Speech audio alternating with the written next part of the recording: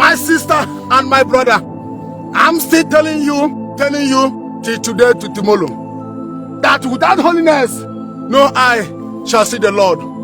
Repent from your sin and be saved, and know that your tithe, your seed that you are sowing, the charity organization, the people that you are helping, it will not give you the license to enter heaven. It is possible that you will still committing sin and helping the poor. It is possible that you will still be an Ogboni man, belong in one secret cult or the other, building church. But Jesus don't count all those things that you are giving. What Jesus is after, you, your soul, are you saved? Are you saved? Are you following the footsteps of Jesus? That is what Jesus said. Matthew chapter 5 from verse 23 to 24. Yes, he said that if you want to give offering, you want to give gift, and you carry that gift to the altar inside the church, and you remember that you and your brother have problem, you have problem with somebody, leave that gift in that place, go and make peace with that person. After making peace, now return back and carry that gift, give to God. How many of you, they keep that commandment? You think that Christianity is all about for us to live the life of this world? No, we do not belong to this world. We are strangers on this earth. The Spirit of Christ is in us. And you think that Christianity is all about those things? And some of you, they give gift to God, and somebody, they ask you forgiveness since many years ago, and you never forgive that person. Somebody, they ask you, listen to me, I told you people,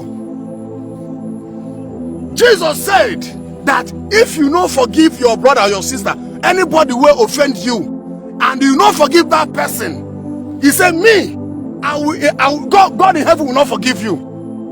And you call yourself a Christian, and how many people that offended you, you don't want to make peace with them, and you are claiming that you are a Christian.